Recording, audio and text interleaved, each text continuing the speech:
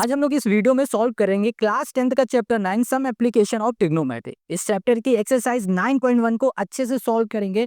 हर एक क्वेश्चन को इजी तरीके से आपको बताएंगे, बट आपको हर एक क्वेश्चन इजी तभी लगेगा जब आपको बेसिक पता होगा। तो सबसे पहले हम लोग बेसिक से शुरू करते हैं कि भाई साहब हमें क्या पता होना चाहिए इस चैप्टर में।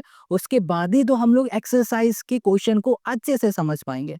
यहाँ पर सिर्फ आपको दो पॉइंट समझना है। पहला है एंगल ऑफ एलिवेशन क्या होता है, कब बनता है, ठीक है। दूसरा पॉइंट है हमारे पास एंगल ऑफ डिप्रेशन, ये क्या होता है, कब बनता है। चलो इसको समझते हैं।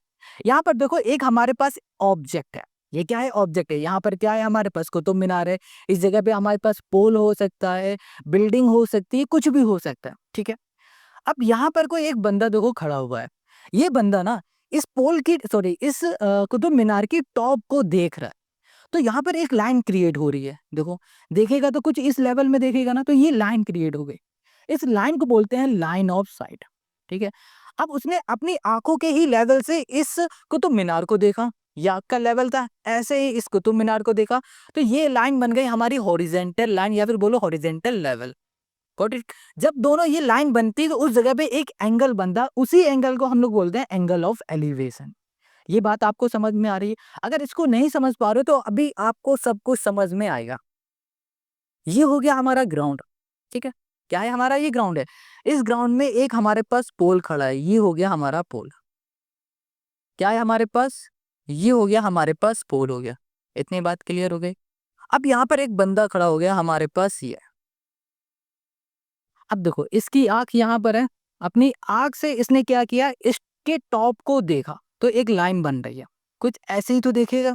इस लाइन को हम लोगों ने अभी क्या पढ़ा था, ये लाइन ऑफ साइट हो गई हमारी। क्लियर हो गई। नाम याद रखने हैं आपको। अब इसने अपनी आंख के लेवल से ही इस पोल को सामने की ओर देखा, बिल्कुल सामने देखा। जब इसने सामने देखा तो यहाँ पर एक एंगल क्रिएट हो गया। एंगल क्रिएट हो गया तो उस एंगल को हम लोग बोलेंगे एंगल ऑफ एलिवेशन। क्या बोल रहे हैं, एंगल ऑफ एलिवेशन बोल रहे हैं। ये बात आपको समझ में आ गई। जब भी ग्राउंड की ओर से हमारा एंगल जो बनेगा वो होगा हमारा एंगल ऑफ एलिवेशन। ये चीज आपको समझना है, ठीक है। चलो ये समझ लिया। आप समझते हैं कि यार ये क्यों हम लोग समझ रहे हैं। देखो क्वेश्चन आपसे क्या क्या कह सकता है ये भी हम लोग समझ लेते हैं यहीं पर। क्वेश्चन आपसे कहेगा ये जो पोल है ना, इस पोल की हाइट बता दो। तो आपको क्या कहेगा, कह देगा क्वेश्चन ये एंगल ऑफ एलिवेशन 30 डिग्री का है, 40 डिग्री का है, कुछ भी होगा क्वेश्चन बता देगा। और आपसे कह देगा इन दोनों के बीच की डिस्टेंस एक्स वाई जेड कुछ भी है, आप इसकी हाइट फाइंड करके बताओ। तो हम लोग हाइट भी फाइंड कर लेंगे, ठीक है, इसी की हेल्प से। या फिर क्वेश्चन कह देगा इन दोनों के बीच की डिस्टेंस बता दो, तो भी हम लोग इसी की हेल्प से डिस्टेंस भी फाइंड करेंगे। कैसे करेंगे, सब जब क्वेश्चन देखेंगे ना तब समझ में आ जाएगा आपको। चलो एंगल ऑफ एलिवेशन हम लोगों ने समझ लिया। अब हम लोग एक और पॉइंट है जो कि है एंगल ऑफ डिप्रेशन, इसको समझ लेते हैं, फिर एक्सरसाइज के क्वेश्चन को सॉल्व करेंगे। यहाँ पर इस बार हमारा जो ऑब्जेक्ट है ना वो ग्राउंड में है। देखो पिछली बार क्या हो रहा था कि हमारा जो बंदा था वो ग्राउंड में था, बट इस बार जो ऑब्जेक्ट है वो ग्राउंड में है और जो बंदा है वो यहाँ पर बालकनी में चढ़ा हुआ है। अब इसने पहले तो सामने की ओर देखा, अपनी आंखों के लेवल से सामने की ओर देखा। तो जो ये लाइन क्रिएट होगी उसे बोलेंगे हॉरिजेंटल लाइन। इतनी बात क्लियर हो गई। अब फिर उसने उस ऑब्जेक्ट को नीचे की ओर देखा यहाँ पर, तो ये लाइन हमारी क्या बन गई, लाइन ऑफ साइट बन गई। अब ये दोनों लाइन जिस एंगल को बना रही हैं उस एंगल को बोलेंगे एंगल ऑफ डिप्रेशन। यानी कि हमने यहाँ पर दो चीज समझी। पहला, अगर कोई बंदा नीचे से ऊपर की ओर देख रहा है तो जो एंगल बनेगा उसे हम लोग बोलेंगे एंगल ऑफ एलिवेशन। दूसरा पॉइंट हमने यहाँ पर सीखा कि अगर कोई बंदा ऊपर से नीचे की ओर देख रहा है और उसके आंख के पास जो भी एंगल बन रहा है वो बनेगा एंगल ऑफ डिप्रेशन। दोनों पॉइंट को अच्छे से समझो। एंगल हमारा कहाँ पर बनेगा, उस आंखों के लेवल पे बनेगा। ऊपर से नीचे की ओर देखेगा तो एंगल ऑफ डिप्रेशन, नीचे से ऊपर की ओर देख रहा है तो एंगल ऑफ एलिवेशन। ये दो पॉइंट आपको समझने होंगे अगर आप चाहते हो कि क्वेश्चन को आसान बनाया जाए तो चलो अब आ जाओ एक्सरसाइज 9.1 के क्वेश्चन नंबर 1 पे। क्वेश्चन 1 कह रहा, a circus artist is climbing a 20 metre long rope which is tightly stretch and tight from the top of a vertical pole. एक पोल है, उस पोल में एक रस्सी टाइट बिल्कुल बंधी हुई है, ठीक है। Pole to the ground, find the height of the pole. हमें इस पोल की हाइट फाइंड करनी है। If the angle made by the rope with the ground level is 30 degree. देखो क्वेश्चन क्या कह रहा है कि भाई साहब ये देखो जो पोल है ना, ये पोल से हमारी एक रस्सी बंधी हुई बिल्कुल टाइट है। इसी रस्सी में हमारा जो सर्कस का आर्टिस्ट है वो क्लाइम करेगा, चढ़ेगा। जिस पॉइंट में बंधी हुई है वो पॉइंट में जो एंगल बन रहा है वो 30 डिग्री का बन रहा है। तो ये एंगल हमारा कौन सा हुआ? एंगल ऑफ एलिवेशन हुआ। नीचे की ओर बन रहा है तो एंगल ऑफ एलिवेशन हुआ। अब क्वेश्चन ने हमसे पूछा क्या है, कह रहा find the height of the pole. इस पोल की हाइट बता दो। अब हम लोग हाइट कैसे बताएंगे ये थोड़ा सा समझना होगा आपको। बहुत इजी एक्सरसाइज है। अब समझना क्या है कैसे है अभी हम आपको सब कुछ समझाते हैं। ओके, तो इसको ध्यान से समझना, ठीक है। बहुत इजी क्वेश्चन है, बहुत ज्यादा इजी। देखो पहला क्वेश्चन तो हमेशा इजी होता ही है। यहाँ पर फिगर को देखोगे तो यहाँ पर हमारे पास क्या है, ये एक पोल है। इस पोल से ही क्या है, रोप बंधी हुई है बिल्कुल टाइटली। इसी को तो क्लाइम करेगा आर्टिस्ट। तो चलो अब ध्यान से देखो, यहाँ पर जो एंगल बन रहा है क्वेश्चन ने बताया ये है 30 डिग्री का। और यहाँ पर जो ये रोप है, इस रोप की जो लेंथ है वो 20 मीटर है। क्वेश्चन कह रहा है ये जो हमें पोल दिख रहा है इसकी हाइट बता दो। क्या बताना है हमें? हाइट बताना है। इसकी नेमिंग कर लेते, ए बी सी बोल देते। अब कैसे इसकी हम लोग हाइट बताएंगे वो समझो। सबसे पहले ये समझो, जो ये पोल है ये भाई गड़ा होगा तो बिल्कुल 90 डिग्री, बिल्कुल सीधा गड़ा होगा। यानी कि 90 डिग्री का एंगल बना रहा होगा। बिल्कुल 90 डिग्री के सामने जो भी साइड होती है वो हाइपोटेनस होती है, ये भी हमें पता है।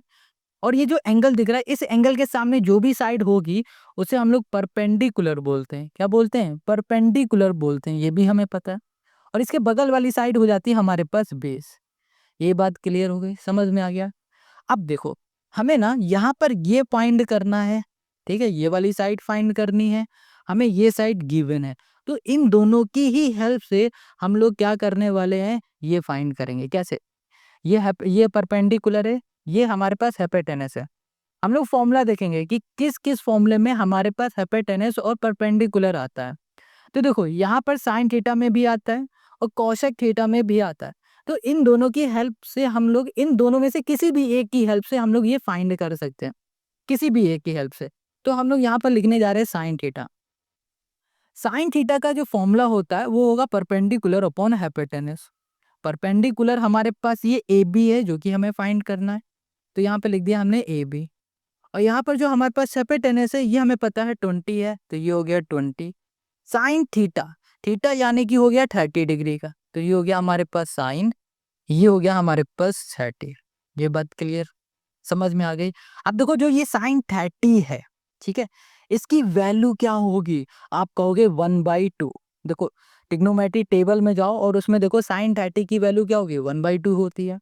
यहाँ पे हो गया हमारे पास ए बी और ये हो गया हमारे पास 20। ये इससे कैंसिल हो गया तो हमें यहाँ पर ए बी मिल गया कितना? ये मिल गया हमें 10। कितना मिल गया हमें? 10 मिल गया। ये बात आपको समझ में आ गई। ए बी क्या थी हमारे पास? हाइट थी इस पोल की, तो हम लोग लिख देंगे height of the pole. Height, ये हो गया हमारे पास of the pole. Height of the pole हो गया हमारे पास कितना? 10। इतनी बात क्लियर, समझ में आ गई? कोई दिक्कत है? तो चलो अब क्वेश्चन नंबर 2 में आ जाता है। क्वेश्चन नंबर 2 क्या कह रहा है? ये भी बिल्कुल इसी से मिलता जुलता है क्वेश्चन नंबर 1 से।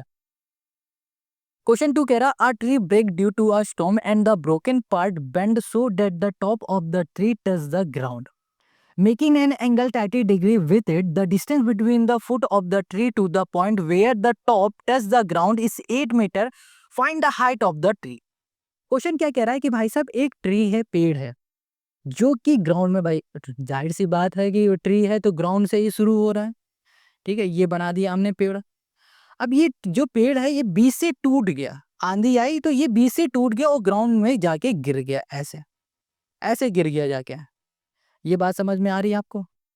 ये पेड़ था, भाई आंधी तूफान में पेड़ टूटते हैं, तो ये टूटा ग्राउंड में जाके गिर गया। जब गिरा तो यहाँ पर देखा गया कि ये जो एंगल बना रहा है ये 30 डिग्री का बना रहा है, ठीक है।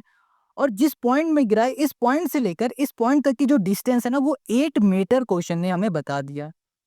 अब क्वेश्चन कह रहा है कि जो ये ट्री है ना, इस ट्री की पूरी लेंथ बता दो, ये कितना लंबा था। ये क्वेश्चन हमसे पूछ रहा है, या फिर बोलो क्वेश्चन कह रहा है कि इसकी हाइट बतानी है हमें। ये बात आपको समझ में आ रही है? तो हम लोग क्या करेंगे, इसकी नेमिंग कर देते हैं। इसे ए बोल देंगे, इसे बी बोल देंगे, इसे सी बोल देंगे।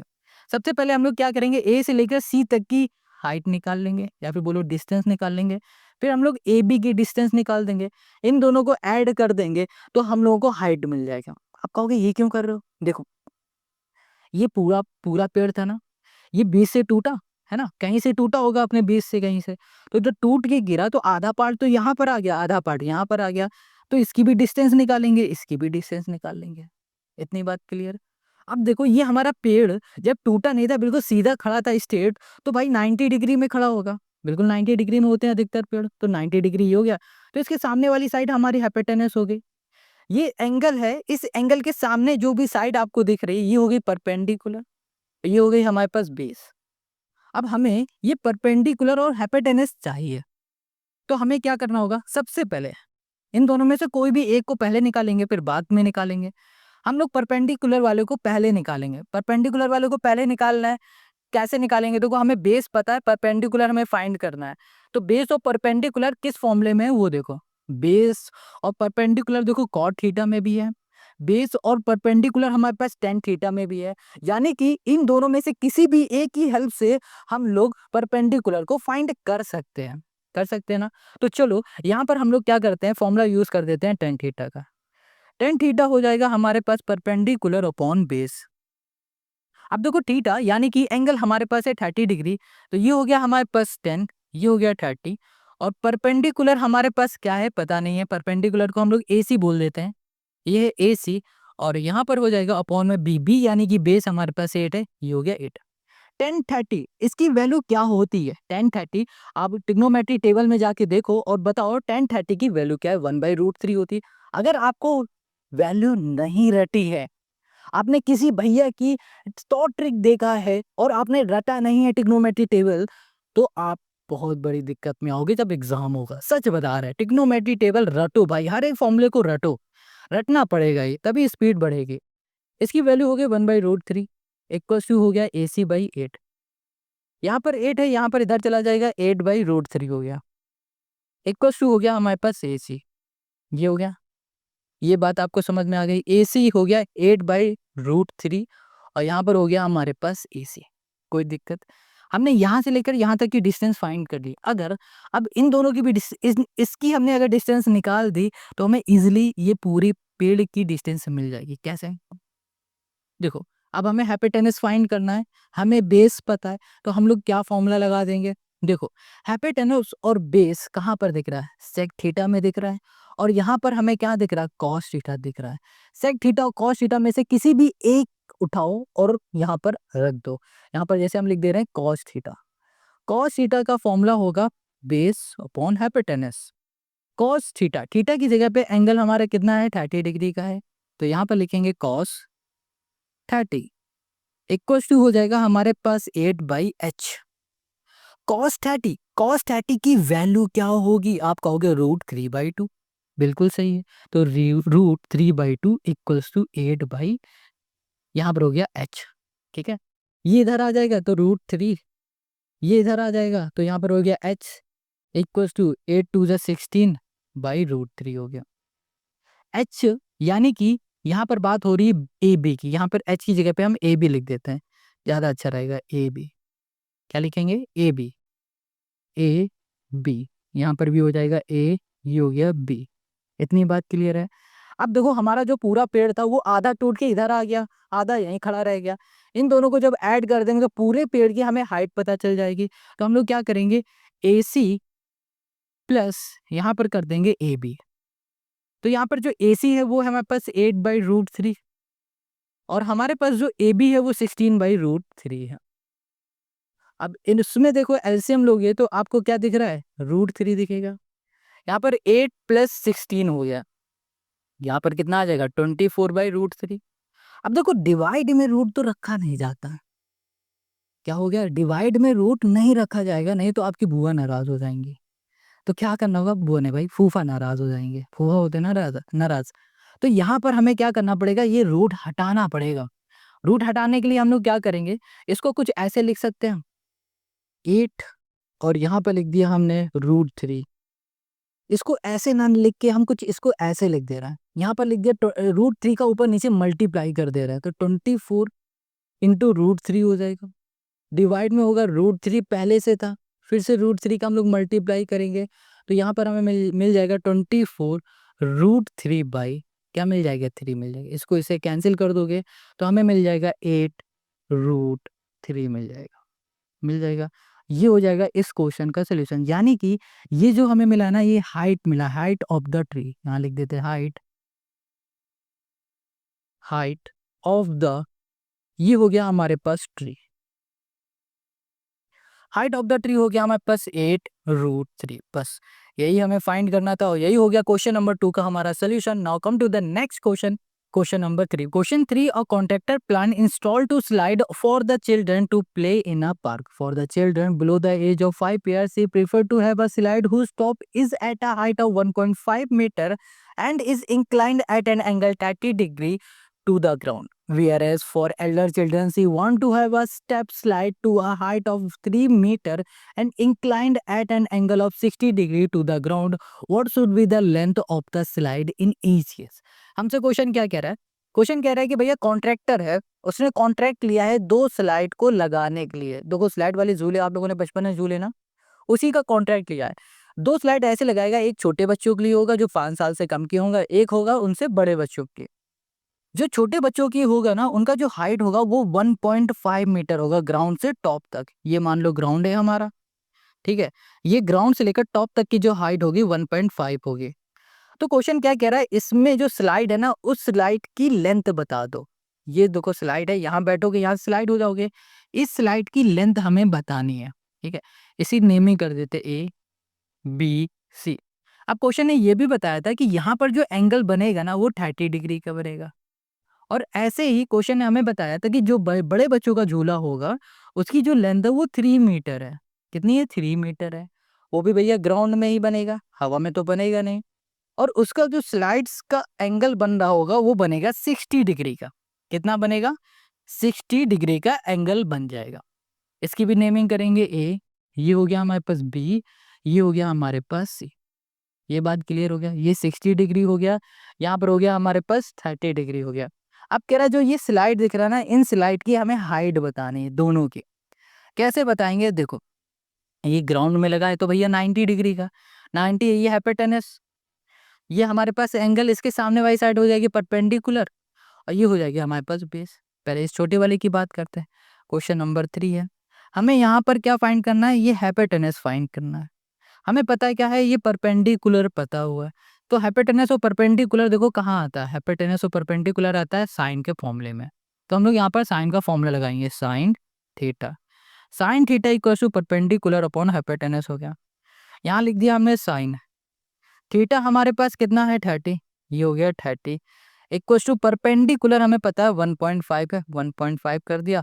और हाइपोटेनस हमें पता है कितना है, AC नहीं पता है तो इसको AC लिख दिया। Got it. अब साइन 30 की वैल्यू क्या होगी, आप कहोगे 1/2 होती है, बिल्कुल सही। यहाँ लिख दिया 1.5/AC हो गया हमारे पास, ठीक है। यहाँ पर AC डिवाइड में इधर जाएगा तो मल्टीप्लाई में AC आ जाएगा, AC हो गया। 2 डिवाइड में इधर जाएगा मल्टीप्लाई में कितना हो जाएगा, 3 हो जाएगा। तो यहाँ पर आ गया 3 हमारे पास। AC क्या मिल गया हमें, 3 मिल गया, ठीक है। मीटर में होगा तो मीटर हो गया, तो ये हो गया 3। हमें स्लाइड पता चल गई ये 3 मीटर है, ठीक है, छोटे वाले की। अब बड़े वाले की निकालेंगे। तो यहाँ पर हमें क्या पता है, 60 डिग्री का एंगल है, तो ये परपेंडिकुलर, ये हमारा बेस, और ये 90 डिग्री, इसका मतलब ये हाइपोटेनस हो गया। क्लियर इतनी बात। अब यहाँ पर हमें परपेंडिकुलर और हाइपोटेनस 2 है, इसमें से ये पता है, ये फाइंड करना है, तो फिर से हम लोग साइन का ही फॉर्मूला लगा देते हैं। तो यहाँ पर आ जाओ, ये हो गया साइन 30 इक्वल टू हो गया perpendicular upon H hypotenuse. Sine 30 यानी कि हो गया 1/2। यहाँ पर परपेंडिकुलर हमारे पास कितना है, 3 है। हाइपोटेनस हमें पता नहीं तो इसको हम लोग AC बोल देंगे फिर से। इस वाले फिगर में भी तो हमने AC लिखा था ना, तो ये AC हो गया। अब ये इधर चला जाएगा, ये इधर चला जाएगा, तो ये AC इक्वल्स टू हमें क्या मिल जाएगा यहाँ पर, ओके यहाँ पर हमें मिल जाएगा, ओके यहाँ पर एक छोटी सी मिस्टेक हमने क्या की पता है, ये 60 डिग्री है, हमें यहाँ पर 30 लिख दिया है, ये 60 होगा, ठीक है। अब ये 60 होगा तो हमें पता है साइन 60 की वैल्यू क्या होगी, √3/2 होती है, √3/2। तो ये AC इधर आ गया, 2 इधर चला गया, 3 2 जा हो जाएगा 6, और ये इधर आ जाएगा √3 हो गया हमारे पास। क्या हो गया, √3 हो गया। अब हमने पिछले क्वेश्चन में आपको बताया था, क्या बताया था कि रूट में वैल्यू हम लोग नहीं रखेंगे, तो हम लोग क्या करेंगे, √3 का ऊपर नीचे मल्टीप्लाई कर देंगे, तो यहाँ पर आ गया √3। तो ये हो गया हमारे पास 6√3/3 आ गया, ठीक है। तो ये वाला AC यानी कि इसकी जो हाइट है वो हमें मिल गई 6√3/3, इसकी जो हाइट है वो हमें मिल गई 3, और यही हो गया इस क्वेश्चन का हमारा आंसर। यहाँ पर लिख देंगे द हाइट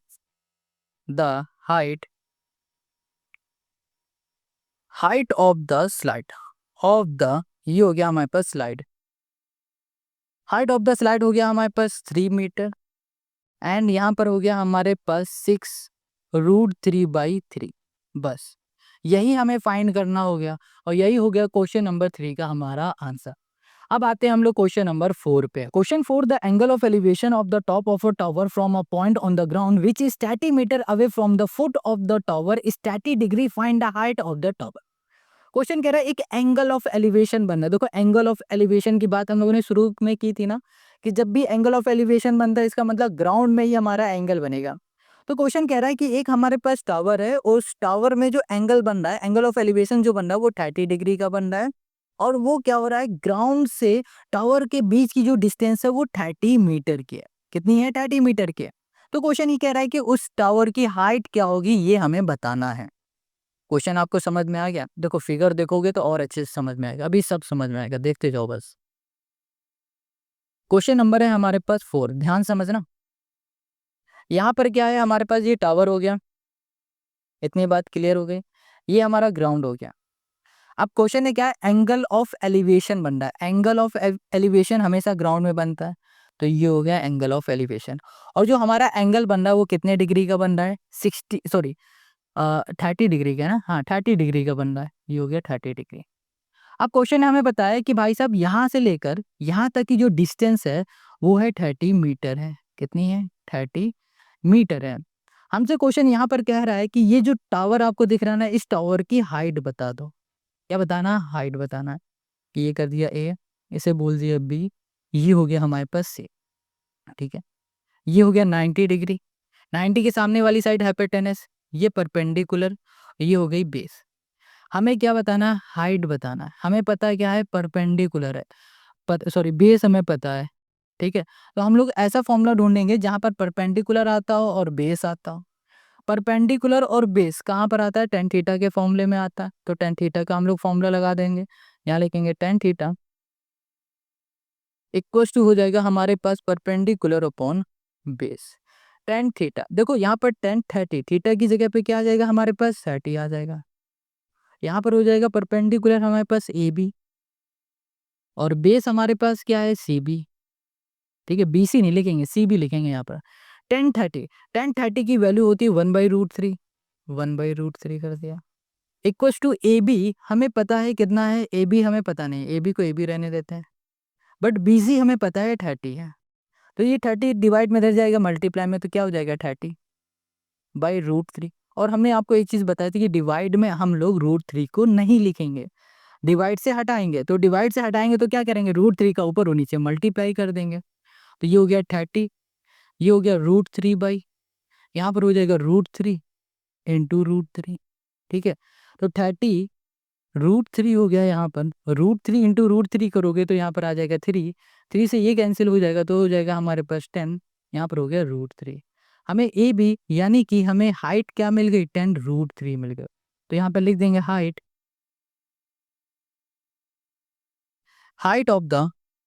ऑफ द ये हो गया tower, height of the tower हो गया हमारे पास कितना, 10√3 हो गया।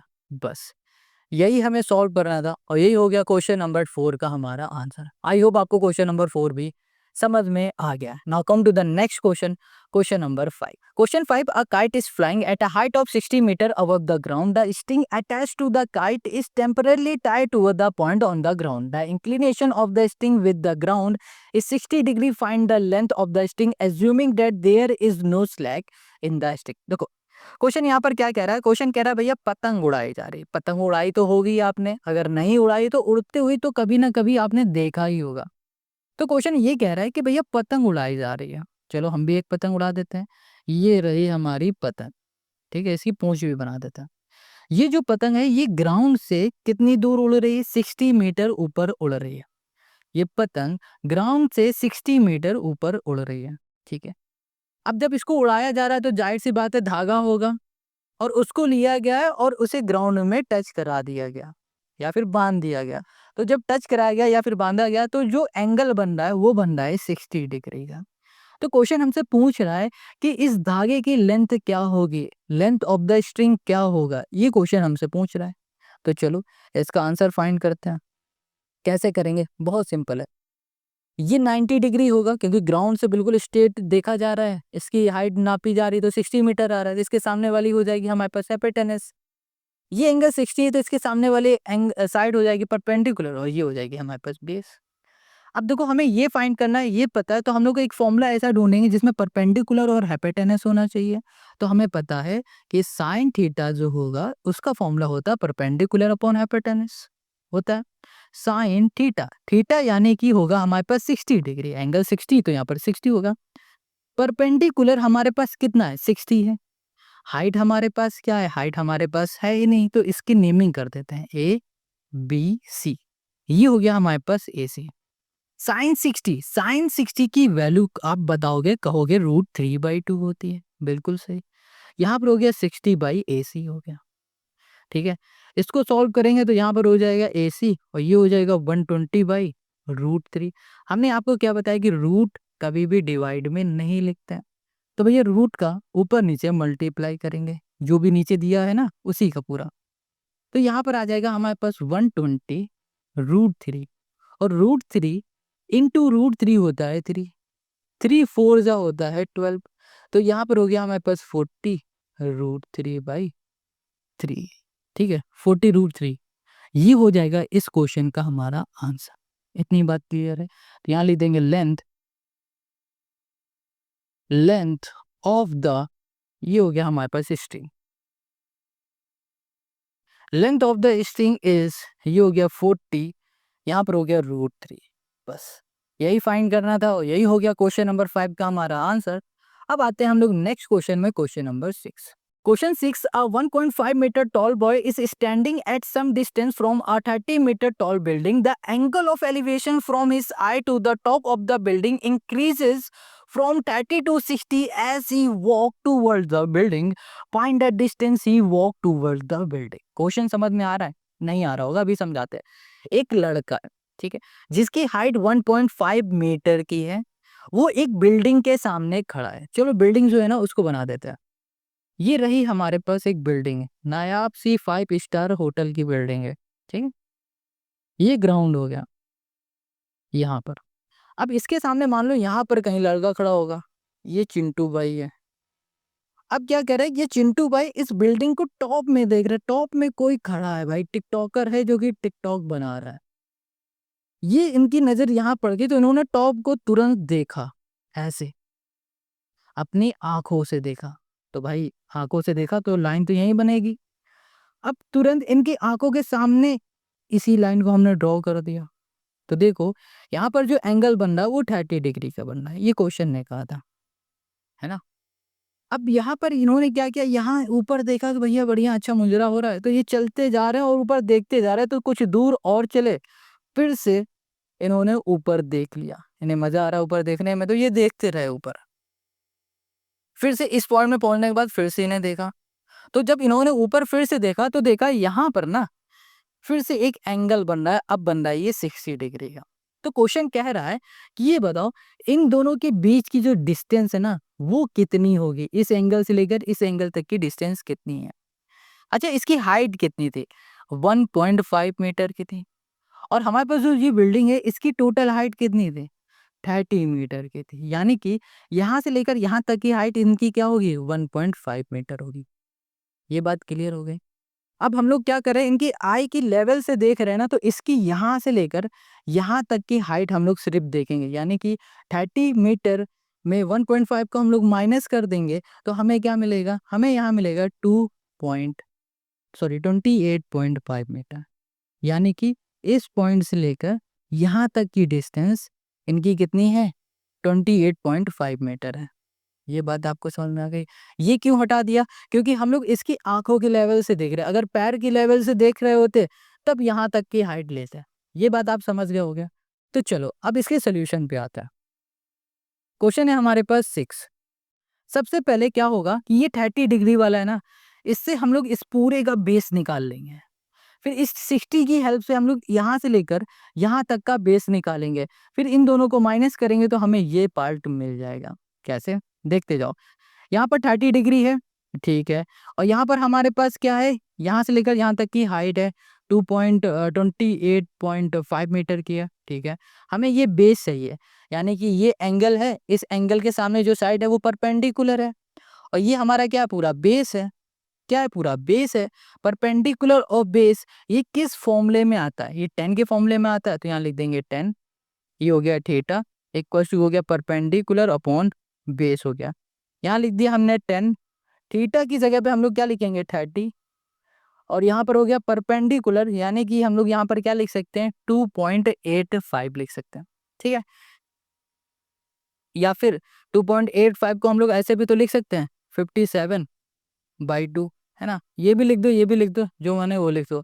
कैसे लिख रहे हैं देखो, 28.5 पे पॉइंट हटाया, नीचे क्या आ जाएगा? 10 आ जाएगा। इसको इससे कैंसिल करोगे, 5 5 5 या 25 हो जाएगा, 5 7 या 35 होगा, 5 2 या 10, तो 57/2 आ गया। ऐसे भी लिख सकते हो।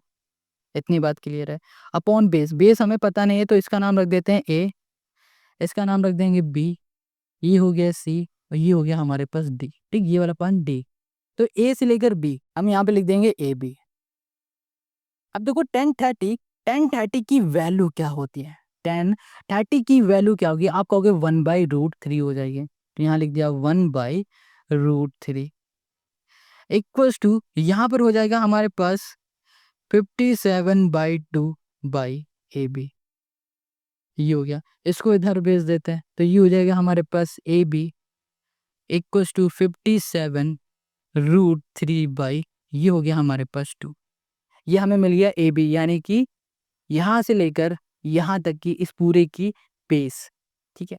अब हम लोग इसका बेस निकालेंगे, डी से लेकर बी तक का बेस। फिर वही बात, ये हमारे पास एंगल है, ये परपेंडिकुलर हो जाएगा, ये बेस हो जाएगा। फॉर्मूला कौन सा लगेगा? फिर से 10 थीटा वाला लगा देते हैं, तो यहाँ पर हो जाएगा 10 थीटा। 10 थीटा का फॉर्मूला होता है परपेंडिकुलर अपॉन बेस। यहाँ पर हो गया हमारे पास 10 थीटा, थीटा हो गया हमारे पास 60, परपेंडिकुलर हो जाएगा हमारे पास कितना? 57/2, और बेस हमारे पास बेस ही रहेगा, बेस तो हमें पता ही नहीं है, तो बेस को ऐसे लिख देते हैं, ठीक है। अब देखो यहाँ पर 1060, 1060 की वैल्यू क्या होगी? आप कहोगे 1060 की वैल्यू होती है √3, बिल्कुल सही है। तो यहाँ पर हमने क्या लिख दिया? हमने लिख दिया √3 इक्वल्स टू 57 बाई, ओके, ये हो गया हमारे पास डीबी है, ठीक है, बाई 2 बाई ये हो गया डीबी। अब हम लोग क्या करेंगे? यहाँ पे लिख देते हैं डीबी इक्वल्स टू हो गया हमारे पास 57, और यहाँ पर हो जाएगा हमारे पास √3/2, या फिर लिख देंगे 2√3, है ना, ऐसे लिख देते हैं। ये हो जाएगा, डी भी मिल गया इतना, ए भी मिल गया इतना। अब हमें क्या चाहिए? हमें ए डी की डिस्टेंस चाहिए। तो इस पूरे में अगर ये माइनस करेंगे तो हमें इतनी डिस्टेंस मिल जाएगी ना। तो चलो हम लोग इसे निकालते हैं, तो ये हो जाएगा हमारे पास ए डी इक्वल्स टू हो जाएगा हमारे पास 57√3/2 माइनस यहाँ पर हो गया 57, यहाँ पर हो जाएगा हमारे पास माइनस हो गया हमारे पास 2, यहाँ पर हो गया √3। अच्छा, एक काम और कर सकते हैं कि इसको √3 से चाहो तो पहले हटा देते हैं, है ना। अगर √3 से रूट हटाते हैं तो √3 का ऊपर भी मल्टीप्लाई कर देंगे, √3 का नीचे मल्टीप्लाई कर देंगे। यहाँ पर हो गया 57 बाई, यहाँ पर हो गया √3, और यहाँ पर हो गया √3 इंटू 3, 3 2 जा हो गया 6। अब ये हमारा जा सकता है 3 से करेंगे, 3 2 जा 3 1 जा 3, और 3 9 जा हो जाएगा 27, 3 2 जा 6, ठीक है। तो यहाँ पर हम लोग इसको लिख देंगे 19√3 बाई, ये हो गया हमारे पास 2। यहाँ पर हो गया हमारे पास ए डी इक्वल्स टू, ये हो गया हमारे पास 2, और यहाँ पर आ जाएगा हमारे पास कितना? इन दोनों को हम लोग माइनस करेंगे तो हमें यहाँ पर मिल जाएगा भाई साहब 38/√3। इसको हम लोग सॉल्व करेंगे तो यहाँ पर हमें कितना मिलेगा, यहाँ पर मिल जाएगा हमें 2 1 2 2 9 18 और √3, तो हमें मिल गया 19√3। क्या ये आपको दिख रहा है? क्लियर है सब कुछ? कहीं कोई दिक्कत है कमेंट करके ज़रूर बताओ, और यही हो जाएगा इस क्वेश्चन का हमारा आंसर। आई होप आपको सब कुछ समझ में आ रहा है। देखो कहीं भी कोई भी डाउट हुआ करे ना, कमेंट ज़रूर करो भाई, कमेंट करोगे ना तो ये वीडियो थोड़ी सी रैंक हो जाएगी, थोड़ी और आगे व्यू आ जाएंगे, कमेंट ज़रूर किया करो। तो ये हो गया हमारे पास क्वेश्चन नंबर 6। अब आते हैं नेक्स्ट क्वेश्चन में। Question 7, from a point on the ground the angle of elevation of the bottom and the top of the transmission tower fix at the top of 20 metre high building are 45 degree and 60 degree respectively, find the height of the tower. Question 7 यहाँ पर हमसे कह रहा है कि एक आपके पास building है, उस बिल्डिंग की जो हाइट है वो 20 मीटर है, उस बिल्डिंग के टॉप से एक एंगल ऑफ एलिवेशन बन रहा है जो कि है 45 डिग्री का, और उसी बिल्डिंग के टॉप में एक और टावर खड़ा हुआ है और उसका जो एंगल ऑफ एलिवेशन बन रहा है वो 60 डिग्री का बन रहा है। तो क्वेश्चन ये कह रहा है कि ये बताओ जो वो टावर है ना, उस टावर की हाइट क्या होगी, हाइट पूछा है। क्वेश्चन आपको समझ में आ गया होगा। अगर अगर नहीं आया ना तो अभी आपको सब कुछ समझ में आएगा, जब इसका फिगर बनाएंगे सब समझ में आ जाएगा। सबसे पहले हम लोग बना लेते हैं एक बिल्डिंग। ये रही हमारी बिल्डिंग, ठीक है। अब देखो जाहिर सी बात है, ये बिल्डिंग बन रही तो ग्राउंड लेवल से ही बनेगी, हवा में तो लटकी नहीं होगी। तो यहाँ पर ये बिल्डिंग हमने बना दी। अब क्वेश्चन ने हमें बताया कि ये जो बिल्डिंग है इसकी जो हाइट है वो है 20 मीटर की। कितनी है? 20 मीटर की हाइट है। अब क्वेश्चन ने हमें ये भी बताया कि इसका जो एंगल ऑफ एलिवेशन बन रहा है वो बन रहा है 45 डिग्री का। यहाँ पर हमने कर दिया 45 डिग्री। अब क्वेश्चन ने हमें ये बताया इस बिल्डिंग के ऊपर एक टावर बन रहा है और इस टावर का भी एंगल ऑफ एलिवेशन है हमारा 60 डिग्री का। तो यहाँ पर हो गया हमारे पास 60 डिग्री। ठीक है इतनी बात। अब क्वेश्चन कह रहा है जो ये टावर हमें दिख रहा है ना, इस टावर की हमें हाइट बता देनी। क्या बताना है हमें? इस टावर की यहाँ से लेकर यहाँ तक की हमें क्या बतानी है? हाइट बतानी। ये बात आपको क्लियर समझ में आ गया? कहीं भी कोई डाउट है तो कमेंट करो। अब इसकी हाइट हम लोग कैसे बताएंगे? देखो हम लोग क्या करेंगे, इस बिल्डिंग की हेल्प से इसका बेस निकाल लेंगे। जब हमें ये बेस मिल जाएगा उसकी हेल्प से हम लोग इसकी हाइट निकालेंगे। कैसे? अभी बस देखते जाओ। क्वेश्चन है हमारे पास यहाँ पर 7। अब देखो यहाँ पर इसके सोल्यूशन को ध्यान से, ये हमारे पास क्या, अच्छा ये देखो इस एंगल की बात करें 45 डिग्री की, इस एंगल के सामने क्या दिख रही है? ये साइड दिख रही है। तो ये क्या हो गया? परपेंडिकुलर हो गया। और ये इसके बगल वाली साइड क्या हो गई? बेस हो गई। अब एक ऐसा फॉर्मूला याद करो जिसमें परपेंडिकुलर और बेस होता है। तो आप कहोगे भैया tan थीटा का फॉर्मूला, तो बिल्कुल tan थीटा लगा देंगे। tan थीटा इक्वल्स टू हो जाएगा परपेंडिकुलर अपॉन ये हो गया हमारे पास base.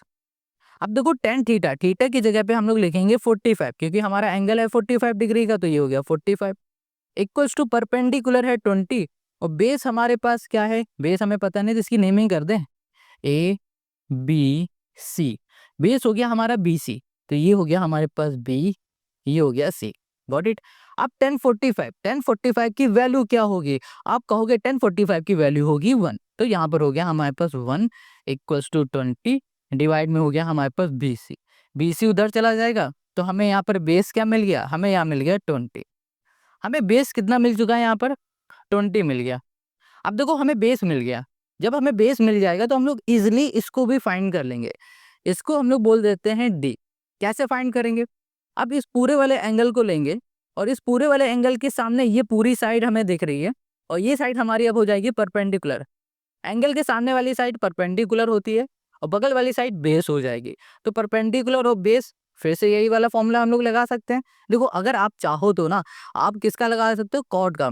Perpendicular base upon perpendicular होता है ना, तो कॉट के फॉर्मूले से भी आप इसे सॉल्व कर सकते हो। आपकी मर्जी, आप किससे करना चाहते हो। tan थीटा इक्वल्स टू होता है परपेंडिकुलर अपॉन बेस। अब देखो यहाँ पर tan थीटा, थीटा यानी कि हो गया हमारे पास 60 डिग्री, ये हो गया 60। परपेंडिकुलर कितना है? देखो परपेंडिकुलर अगर ध्यान से देखे तो ये हाइट प्लस ये हाइट होगी, यानी कि 20 प्लस AD बोलो या फिर DA बोलो, एक बात है। तो यहाँ पर हो गया 20 प्लस AD हमने कर दिया डिवाइड में B यानी कि बेस। बेस हमें क्या मिला है? अभी 20 मिल गया, तो यहाँ पर हमने 20 कर दिया। अब यहाँ पर क्या है हमारे पास? 1060 की वैल्यू होती है √3, तो ये हो गया √3 equals to 20 plus AD by 20, ये हो गया।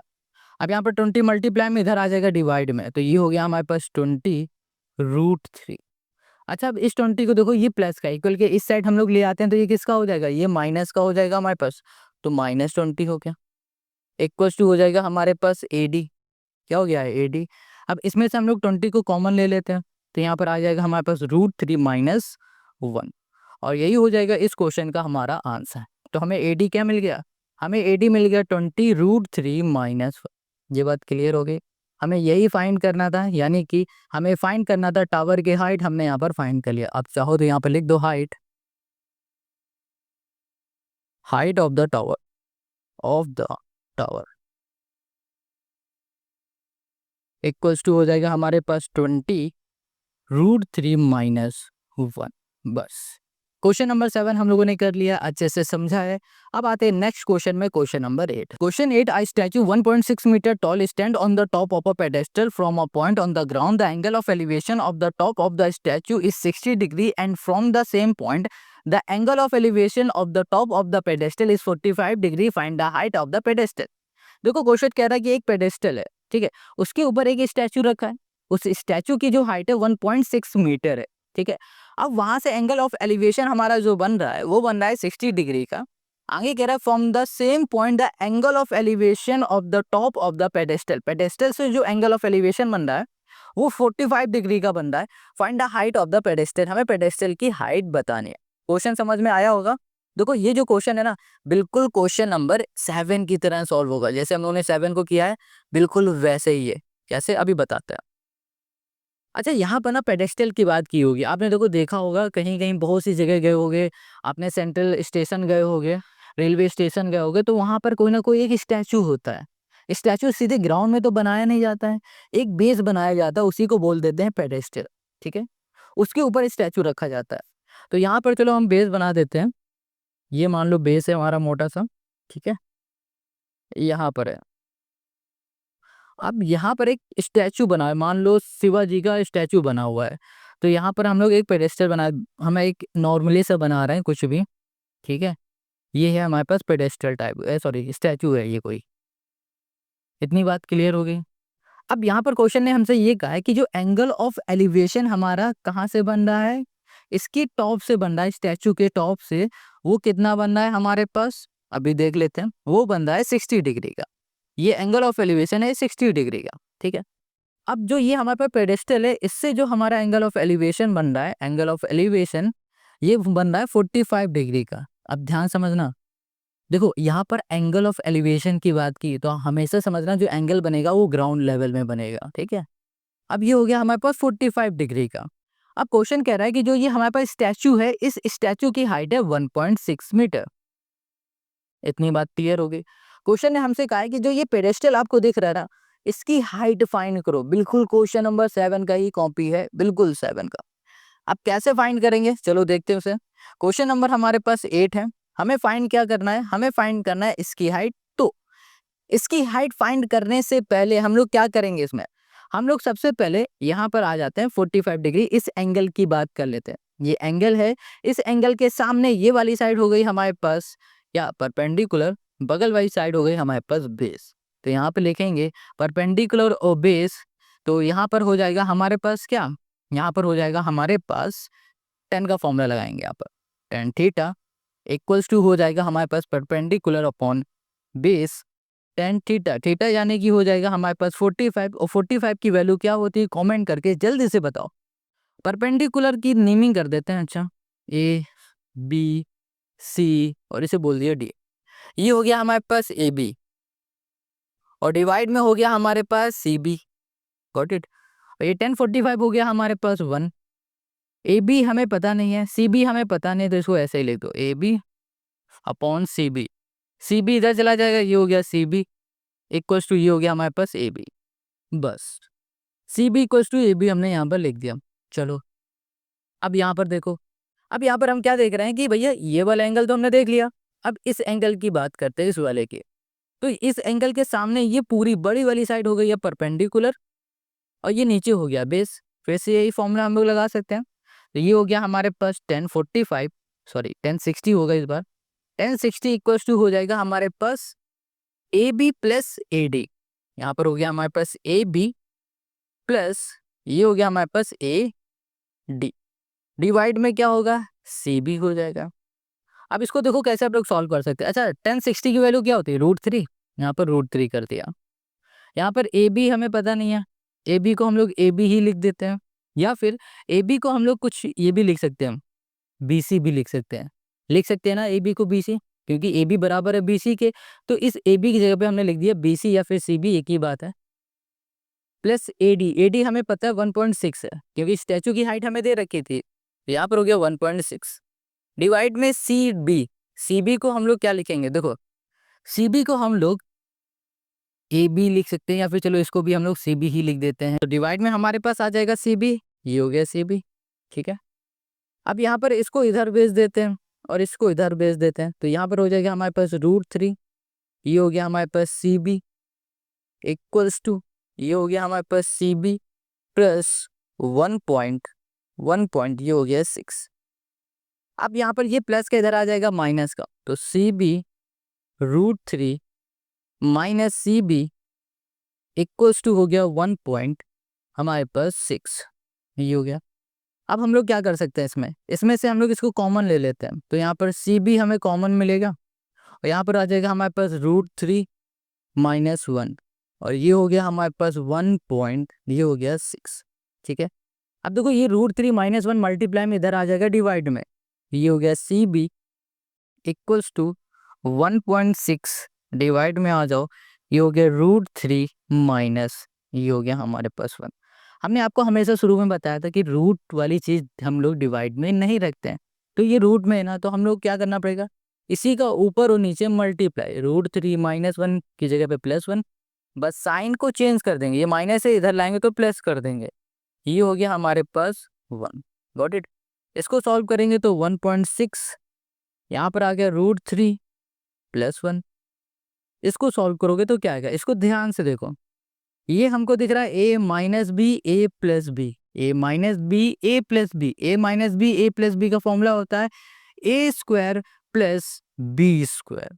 क्या हो जाएगा, ए स्क्वायर प्लस बी स्क्वायर, यानी कि यहाँ पर हो जाएगा हमारे पास ए स्क्वायर √3 का स्क्वायर हो जाएगा 3 और प्लस बी स्क्वायर हमारे पास क्या हो जाएगा, sorry A square sorry minus B square होता है प्लस नहीं, यहाँ पर हो जाएगा हमारे पास 1, तो यहाँ पर आ जाएगा हमारे पास, ये हो जाएगा हमारे पास 1.6 और ये हो गया √3 प्लस 1, ये हो गया, ठीक है।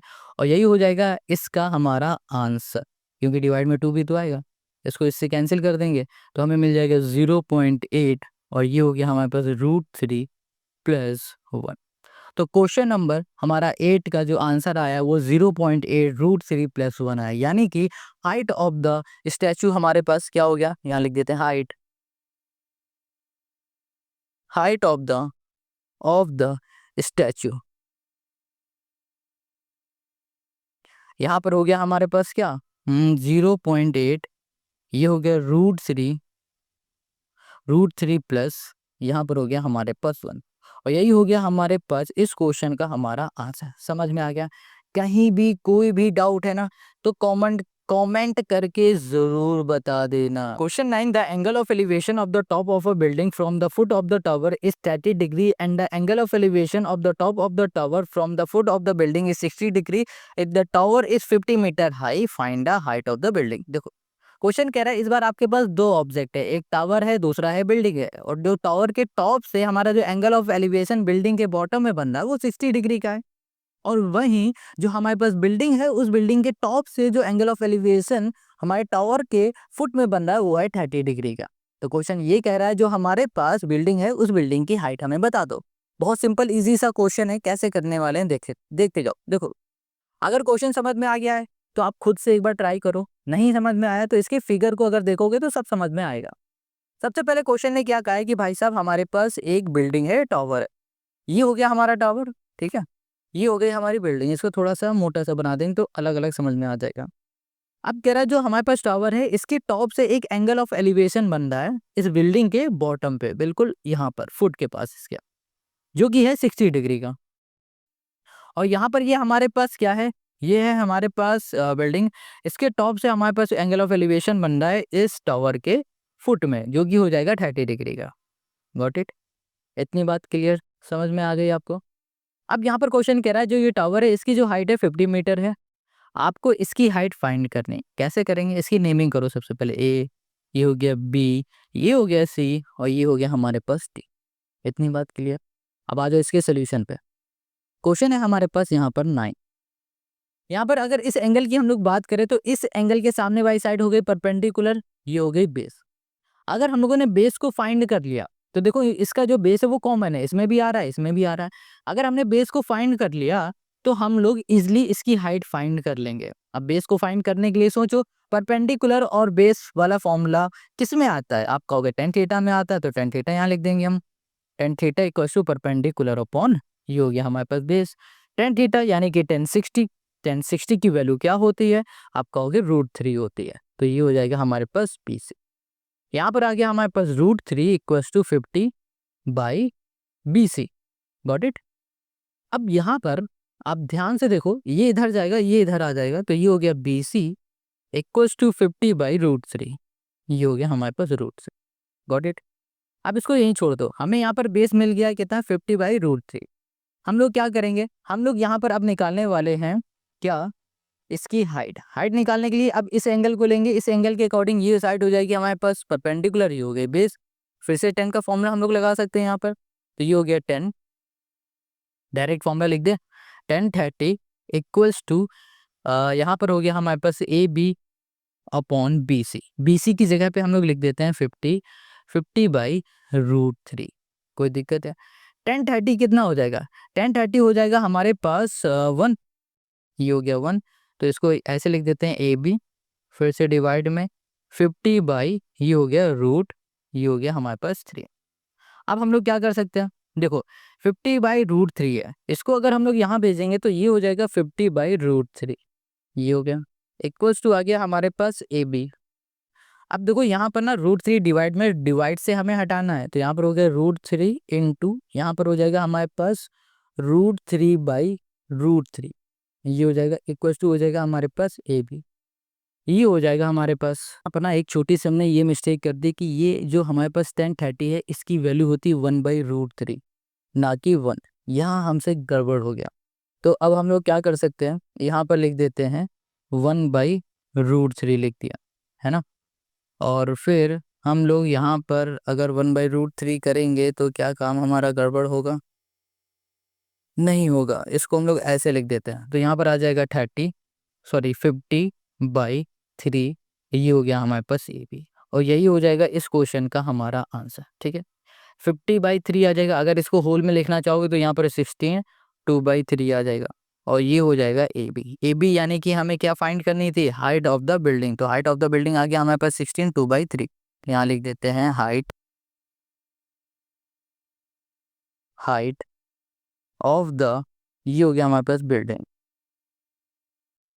ये हो जाएगा हमारे पास 16 2 बाई 3 मीटर। बस हमें यही फाइंड करना था, और यही हो गया इस क्वेश्चन का हमारा आंसर। आई होप आपको यहाँ पर क्वेश्चन नंबर 9 भी समझ में आ गया। Question 10. Two poles of equal height are standing opposite each other on either side of the road, which is 80 meter wide from a point between them on the road. The angle of elevation of the top of the pole are 60 and 30 degree respectively.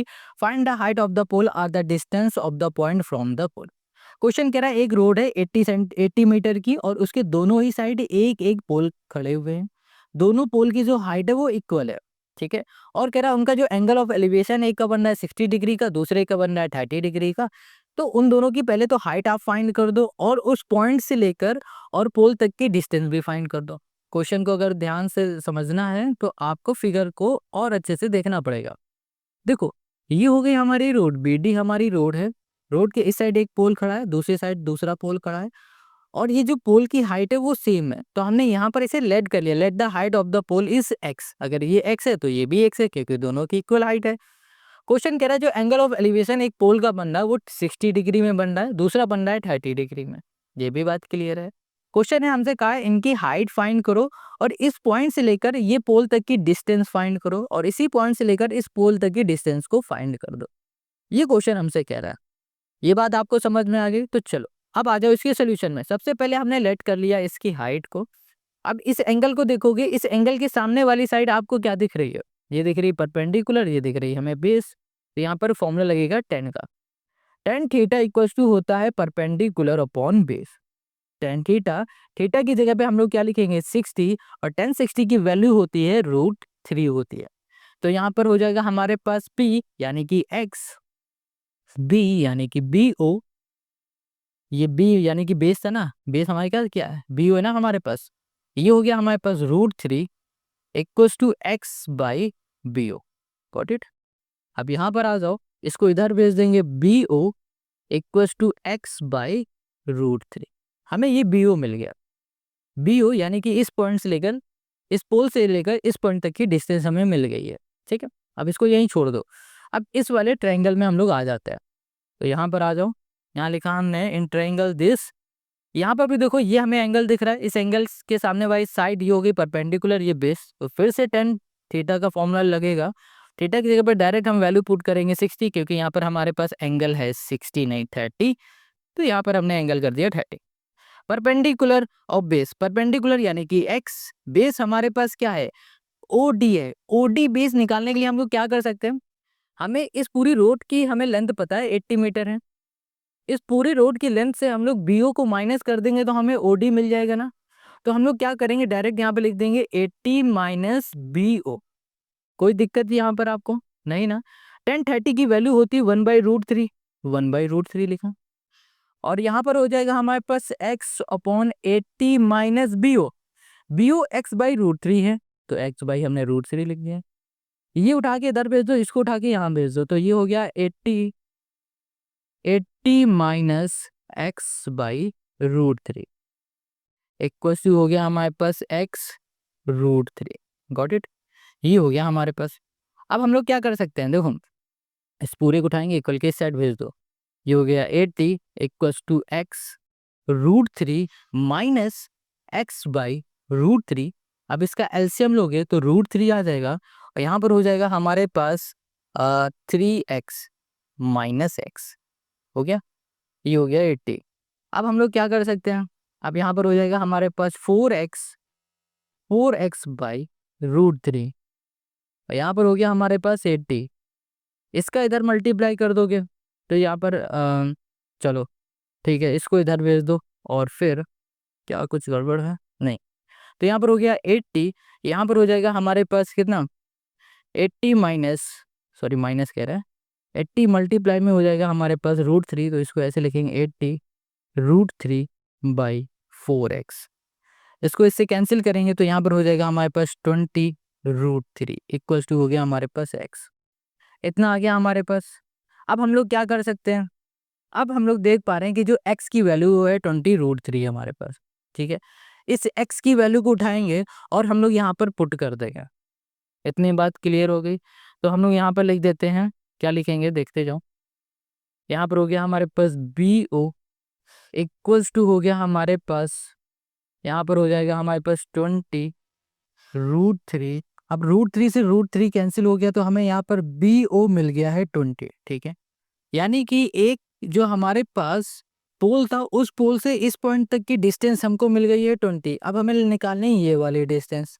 तो ये हमारे पास कैसे निकलेगी, अगर इस पूरे में अगर ये हम माइनस करा देंगे तो हमें इसकी भी मिल जाएगी। तो हम लोग कैसे लिखेंगे, हम लोग यहाँ पर लिखेंगे OD इक्वल्स टू, यहाँ पर हो जाएगा हमारे पास BD माइनस BO।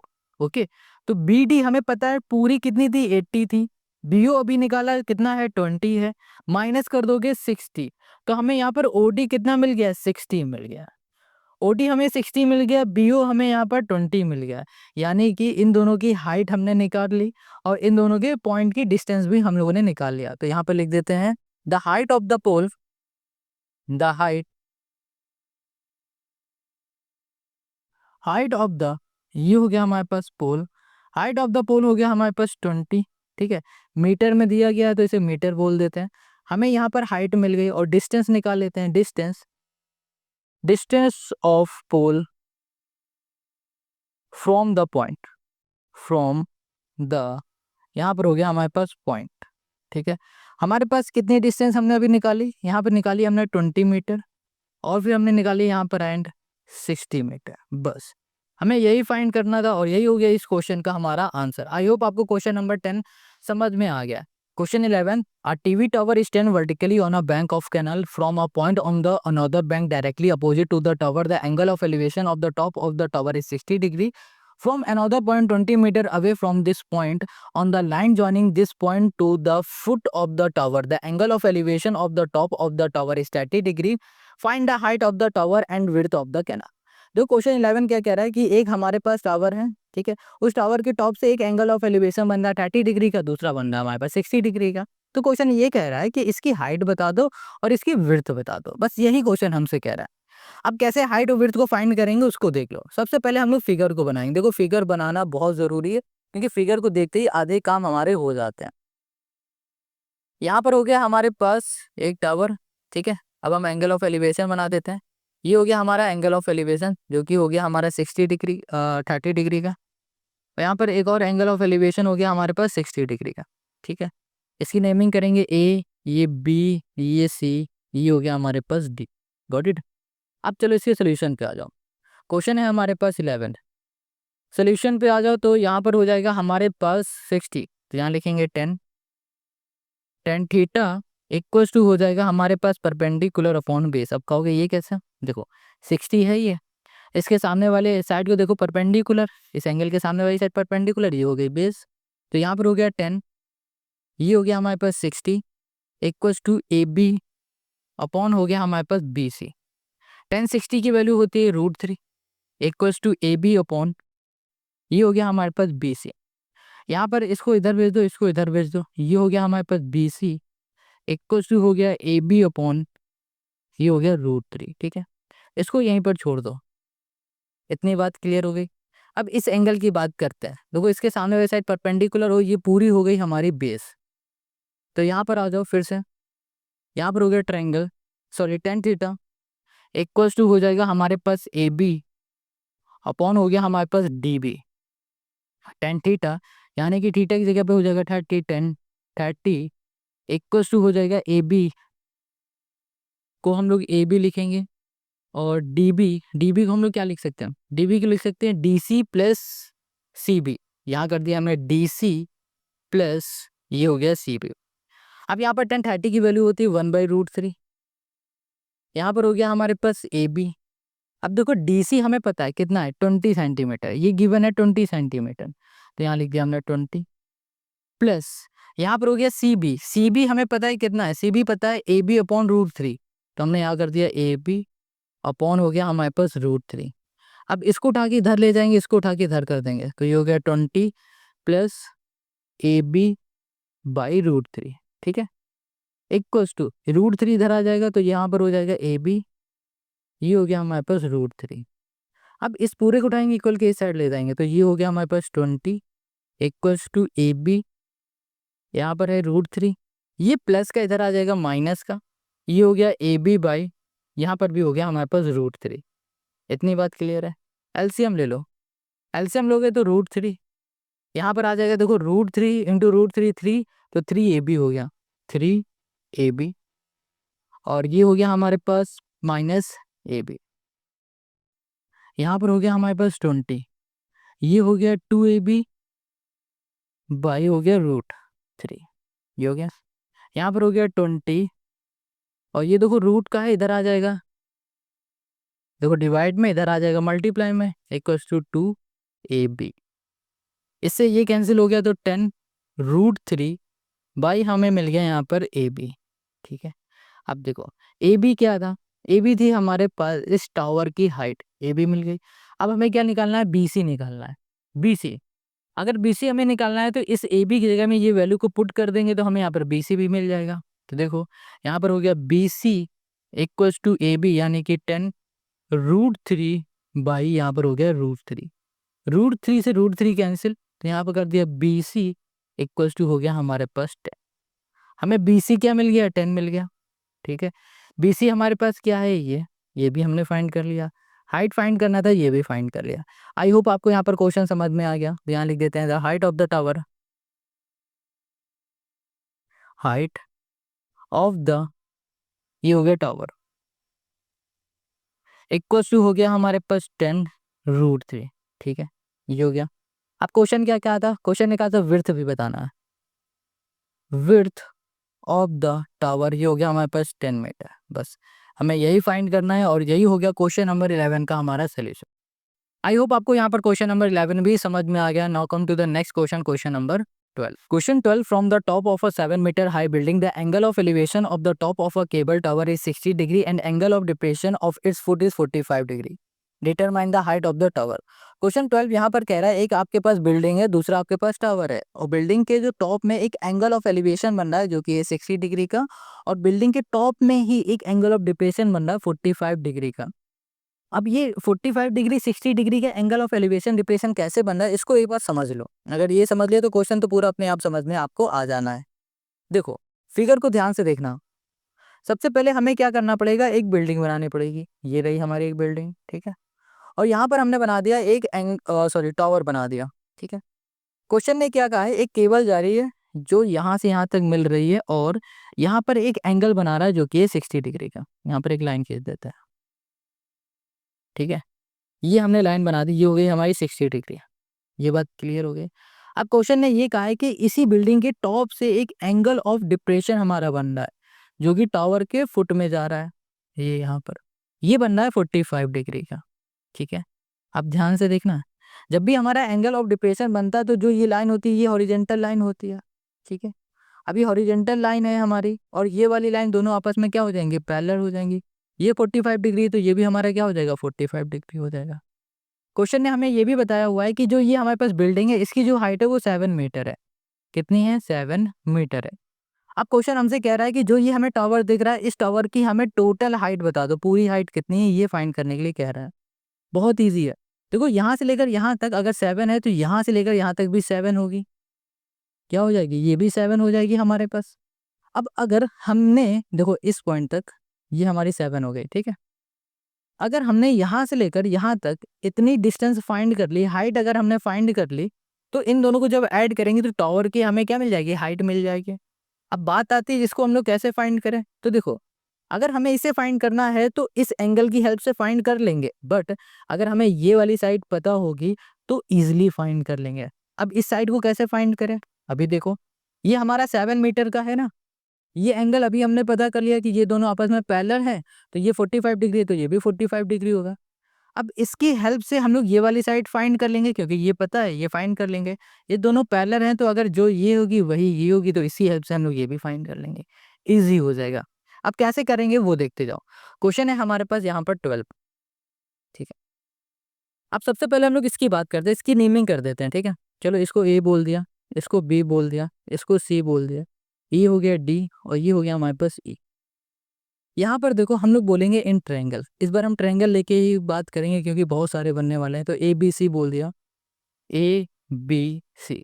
इस ट्रायंगल में हमने देखा ये वाला एंगल इसके सामने वाली साइड हो गई परपेंडिकुलर, ये हो गई बेस। यहाँ पर 10 का फॉर्मूला लगेगा, टेन थीटा इक्वल्स टू हो जाएगा परपेंडिकुलर अपॉन बेस, ठीक है। यहाँ पर थीटा की जगह पे हमने कर दिया 45, 10 45 equals to perpendicular upon base यानी कि 7/BC हमने कर दिया। अच्छा 10 45 कितना होता है, 1 होता है, तो यहाँ पर हो जाएगा 1 इक्वल्स टू 7 ये हो गया BC। BC इधर इधर जाएगा मल्टीप्लाई, तो BC इक्वल्स टू हो गया हमारे पास 7। BC इक्वल्स टू हो गया हमारे पास 7। ये बात क्लियर समझ में आ गई, ओके। अब यहाँ पर हमारे पास BC कितना हो गया है, ये हो गया 7। चलो अब ये हमारा 7 है तो ये भी हमारे पास क्या हो जाएगा, 7 ही होगा हमारा, क्या होगा, 7 होगा। तो यहाँ पर लिख देते हैं हमारे पास जो BC है वो अगर 7 है तो हमारे पास जो AD होगा, AD ये भी हमारा क्या हो जाएगा, 7 हो जाएगा। ये दोनों आपस में क्या क्या होंगे, आपस में इक्वल होंगे। ये बात क्लियर हो गई। तो हम लोग यहाँ पर क्या करेंगे, अब ये हमें 7 मिल चुका है तो हम लोग अब इस वाले ट्रायंगल को लेंगे और ये हो जाएगा एंगल हमारा 60, इसके सामने वाली साइड हो गई परपेंडिकुलर और ये हो गई हमारे पास इस पर बेस। तो यहाँ पे लिखेंगे इन ट्रायंगल AED, इसमें आ जाओगे तो ये हो जाएगा tan theta equals to perpendicular upon base. Tan theta यानी कि हो जाएगा हमारे पास 10, थीटा की जगह पे हो जाएगा हमारे पास 60 इक्वल्स टू हो जाएगा हमारे पास ED, और यहाँ पर हो जाएगा हमारे पास 7, ठीक है। AD की, चलो 7 की जगह पे AD कर देते हैं, AD।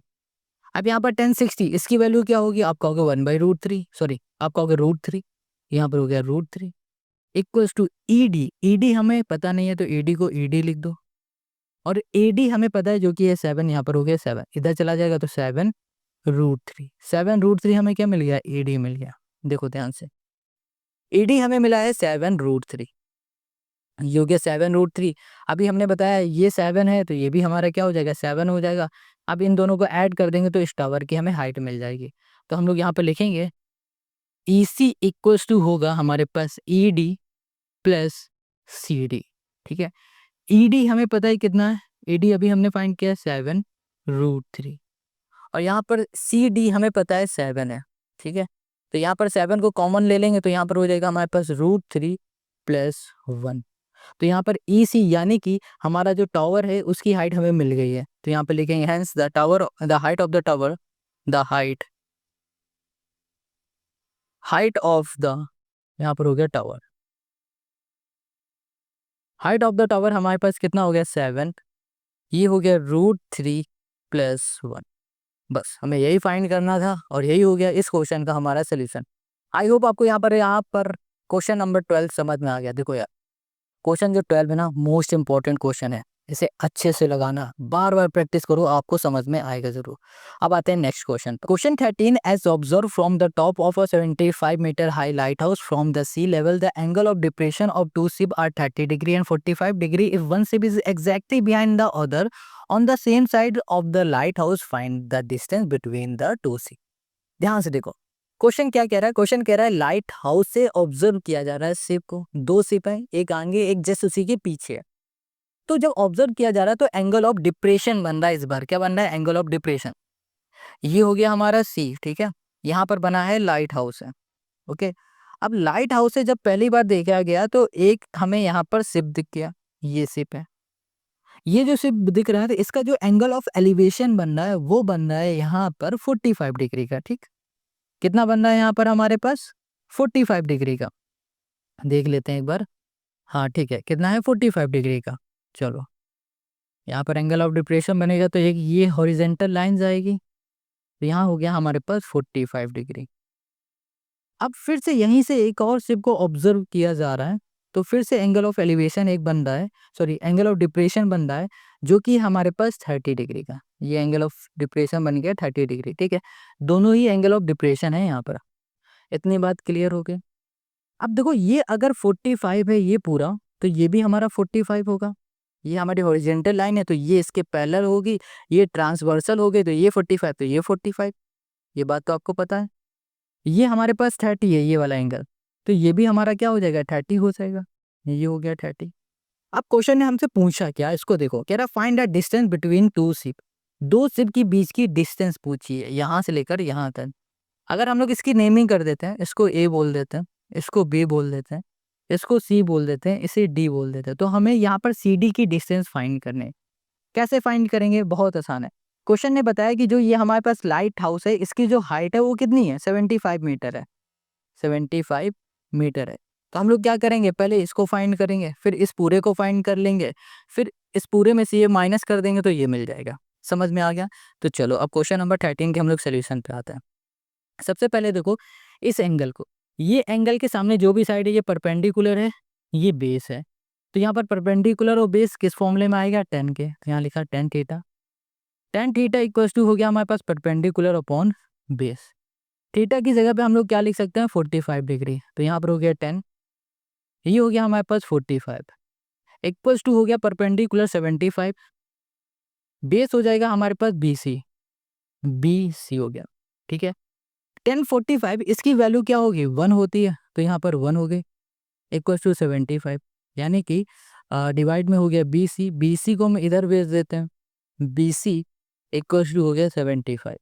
ये हो गया, ये हो गया 75, ठीक है।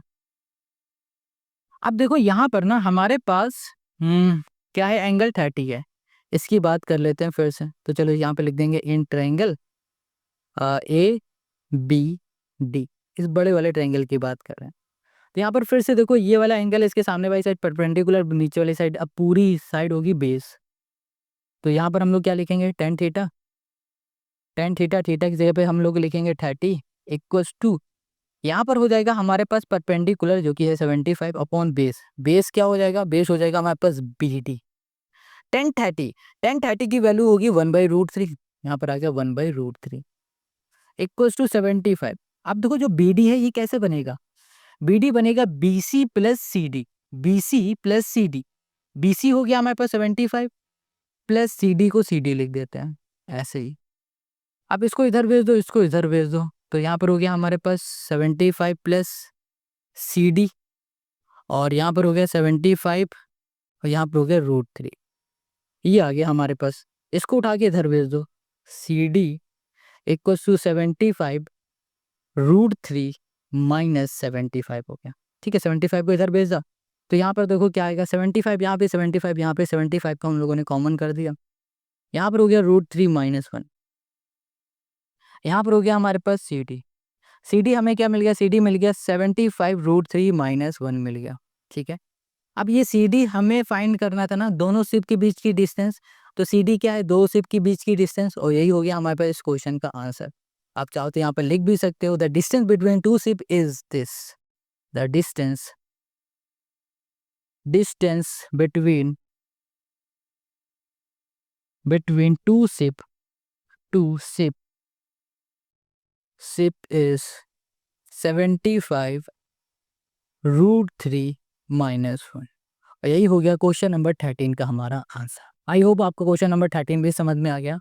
अब आते हैं क्वेश्चन 14 पर। Question 14, a 1.2 metre tall girl spot a balloon moving with the wind in a horizontal line at a height of 88.2 meter from the ground. The angle of elevation of the balloon from the eye of the girl at any instant is 60 degree. After some time the angle of elevation reduced to 30. Find the distance traveled by the balloon during the interval. देखो question क्या कह रहा है, एक लड़की है वो balloon को ऑब्जर्व कर रही है, और उस लड़की की जो हाइट है वो 1.2 मीटर की है। कि लड़की ने जो बैलून को ऑब्जर्व किया, तो जो पहले ऑब्जर्व किया तब एंगल ऑफ एलिवेशन बन रहा था 60 डिग्री का। ठीक है, हवा में था, फिर क्या हो रहा है, ये मूव हो रहा है हॉरिजेंटली, मतलब यहाँ था, अब हवा चली तो हवा यहाँ से चली तो इसको धकेल के यहाँ ले गई। फिर इसने इस बार बैलून को देखा, तब एंगल ऑफ एलिवेशन बन रहा था 30 डिग्री का। तो क्वेश्चन यहाँ पर पूछ रहा है कि इस पॉइंट से इस पॉइंट तक की जो डिस्टेंस होगी ना वो फाइंड करो, that distance travel by the balloon during the interval. पहले यहाँ देखा, ठीक है, तो यहाँ जब देखा और उसके बाद फिर उसने यहाँ देखा, तो इन दोनों के बीच की जो डिस्टेंस होगी ना वो हमें फाइंड करनी है। ये बात आपको समझ में आ गई। क्वेश्चन ने ये बताया था कि जो बैलून है वो जमीन से 88.2 मीटर ऊपर हवा में है, हमें यहाँ पर ये चीज फाइंड करनी। अब हम लोग ये कैसे फाइंड करेंगे, चलो वो बताते हैं। सबसे पहले इस एंगल की हेल्प से हम लोग क्या करेंगे, इसकी डिस्टेंस फाइंड करेंगे, फिर इस एंगल की हेल्प से ये पूरी डिस्टेंस फाइंड करेंगे, तो पूरे में से ये माइनस कर देंगे तो हमें इतनी डिस्टेंस मिल जाएगी। क्वेश्चन हमारा सॉल्व हो गया। बट यहाँ पर एक ट्विस्ट है। ट्विस्ट क्या है, यहाँ पर जो ये लड़की है ना इसकी हाइट 1.2 मीटर है, और जो हमारे पास बैलून है वो ग्राउंड से, देखो ये ग्राउंड से ऊपर की ओर है 88.2 मीटर, बट लड़की तो जो देख रही है वो आंखों के लेवल से देख रही है, तो उसकी हाइट हमें माइनस करनी पड़ेगी इस पूरे में। उसके बाद हम लोग यहाँ पर इसकी डिस्टेंस फाइंड करेंगे। देखो चलो क्वेश्चन आते हैं 14 में, सेकंड लास्ट क्वेश्चन है। और हाँ भाई, ये ऐसे ही क्वेश्चन आपके एग्जाम में मिलेंगे, ऐसे ही 5 नंबर 10 नंबर का ये क्वेश्चन आपको जरूर एक मिलने वाला है। क्वेश्चन 13 हो गया, अब क्वेश्चन 14 को ध्यान से देखना। यहाँ पर फिगर बना देते हैं, ये हमारे दो बैलून हो गए, ठीक है, यहाँ पर ये लड़की खड़ी है, ये लड़की हो गई, ये ग्राउंड है, यहाँ पर ग्राउंड से यहाँ पर इसको भी मिला देते हैं, और ये लड़की अपनी आंखों से देख रही है इस पॉइंट में, ठीक है, इसको ध्यान देना। तो यहाँ पर बन रहा है एंगल हमारा कितना, एंगल सॉरी एंगल हमारा, चलो यहाँ बनेगा, ओके। देखो यहाँ बन रहा है हमारे पास, कितना बन रहा है, 60 डिग्री का बनेगा। कितना बन गया, 60 डिग्री का। अब यहाँ से फिर से उसने देखा, तो ये एंगल हमारा बन रहा है 30 डिग्री का, ठीक है। क्वेश्चन कह रहा है इन दोनों के बीच की हमें डिस्टेंस बता दो। यहाँ कर देते हैं ए बी, इसको बोल दिया हमने सी, इसको बोल दिया हमने डी, और इसको बोल दिया हमने ए। ठीक है, ऐसे बोल दिया कुछ भी। अब चलो सबसे पहले क्या करेंगे, हम लोग इसकी डिस्टेंस फाइंड करेंगे। बट ध्यान क्या देना, यहाँ से लेकर यहाँ तक की पूरी हाइट है 88.2 मीटर की। इस लड़की की जो हाइट है वो है हमारे पास 1.2 मीटर की। तो हम लोग क्या करेंगे, इस पूरे में से, इस पूरी हाइट में से 1.2 को माइनस करेंगे, तब जाके हमें यहाँ से लेकर इस पॉइंट तक की डिस्टेंस मिल जाएगी, हाइट मिल जाएगी। और इन दोनों की हाइट सेम ही है, क्योंकि पहले यहाँ उड़ रहा था, यहाँ से उड़ते उड़ते यहाँ पहुँच गया, तो हाइट तो सेम ही रहेगी। तो यहाँ पर हमें यहाँ से लेकर यहाँ तक की डिस्टेंस मिलेगी, तो कितनी हो जाएगी 87। कितनी हो जाएगी 87 मीटर। ये बात समझ में आ गई। तो चलो अब इसकी हेल्प से ये डिस्टेंस फाइंड करते हैं। ओके, तो ये बी है ना हमारे पास, ठीक है। तो हम देख पा रहे हैं ये हमारा एंगल है 60 डिग्री का। इसके सामने वाली साइड हो जाएगी परपेंडिकुलर, ये हो जाएगी बेस। तो हम लोग यहाँ पर फॉर्मूला किसका लगाएंगे, टेन थीटा का। ये हो गया tan theta equals to perpendicular upon base. यहाँ पर हो गया 10, थीटा की जगह पे हम लोग लिखेंगे 60, परपेंडिकुलर हो गया 87 और बेस हमें पता नहीं है, जो कि हो जाएगा BE। ये हो गया BE। अच्छा, 1060 की वैल्यू क्या होगी, √3। तो यहाँ पर हो गया √3 इक्वल्स टू 87 बाई, ये हो गया हमारे पास BE। क्या हो गया हमारे पास, BE हो गया। अब यहाँ पर हम लोग क्या लिख सकते हैं, यहाँ पर हम लोग लिख देते हैं BE इधर। ठीक है, यहाँ पर हो गया BE इधर हो गया, यहाँ पर हो गया 87, रूट में हो गया 3। अब देखो हमने क्या बताया कि रूट में कोई भी वैल्यू कभी नहीं लिखते हैं, तो उसे रूट से हटाएंगे, ऊपर भी √3 का मल्टीप्लाई कर देंगे, नीचे भी √3 का मल्टीप्लाई कर देंगे। तो यहाँ पर आ जाएगा 87 √3 बाई, ये हो गया हमारे पास 3। ठीक है, इसको ऐसे कैंसिल करो, तो 2 6 सॉरी 3 2 6 हो गया, 3 2 6, 3 9 और यहाँ पर हो गया हमारे पास 3। ये आ गया BE। BE हमें मिल गया है यहाँ पर, जो कि हमारे पास 29 √3। इतनी बात क्लियर हो, समझ में आ गई। अब हमें ये पूरा निकालना है। पूरा निकालने के लिए हम लोग इस बार इस एंगल को लेंगे, यहाँ लिखेंगे इन ट्रायंगल, यहाँ पर ट्रायंगल लिख देते हैं, आपको समझ में आएगा BDC। इस ट्रायंगल की बात करेंगे। यहाँ पर ये एंगल है, तो ये वाली साइड और ये वाली साइड परपेंडिकुलर और बेस है, फिर से 10 का फॉर्मूला लगेगा, तो 10 थीटा यानी कि 1030। और यहाँ पर फिर से इसकी हाइट देखो 88.2 है, ये हमारे पास 1.2 है, माइनस करोगे 87.2 हो जाएगी, यहाँ पर हो जाएगा 87, सिर्फ और सिर्फ 87 है। डिवाइड में हमारे पास क्या होगा, BC होगा, BC। 1030 की वैल्यू क्या होती है, आप कहोगे 1030 वैल्यू हो जाएगी 1/√3, 1/√3 इक्वल्स टू 87 BC। अब BC को देखो हम लोग कैसे लिखेंगे, BC को लिखेंगे ये प्लस ये, BE प्लस EC लिख सकते हैं। तो BE हमें पता है 29 √3 है, लिख दिया, प्लस यहाँ पर हो गया EC। इसको उठा के यहाँ भेजो, इसको उठा के यहाँ भेजो, यहाँ पर हो गया 29 √3 प्लस EC इक्वल्स टू हो गया हमारे पास 87 और यहाँ पर हो गया √3। यहाँ पर हो गया EC इक्वल्स टू हो गया 87, ये हो गया √3, यहाँ पर हो गया -29, ये हो गया हमारे पास √3। ठीक है, इसको सॉल्व करेंगे तो यहाँ पर हमें क्या मिल जाएगा, ओके यहाँ पर हमें मिल जाएगा, हो जाएगा 58, 58 ये हो जाएगा हमारे पास √3। यहाँ कर दिया हमने √3, ये हो गया EC। अब देखो EC हमें क्या मिल गया, 58 √3। क्वेश्चन ने क्या कहा था, क्वेश्चन ने कहा था कि इन दोनों के बीच की डिस्टेंस फाइंड करो, यानी कि यहाँ से लेकर यहाँ तक। हमने फाइंड कर लिया, तो बस हम लोग यहाँ पे लिखेंगे द डिस्टेंस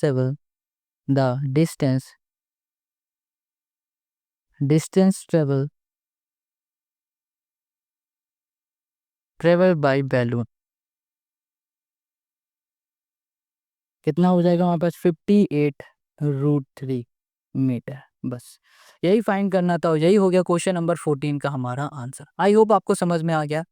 अब आते हैं लास्ट क्वेश्चन में, जो कि है 15। ध्यान से समझना। Question 15, a state highway leads to the foot of a tower, a man standing to the top of the tower observe a car at an angle of depression of 30 degree which is approaching the foot of the tower with a uniform speed. 6 second later the angle of depression of the car is found to be 60 degree.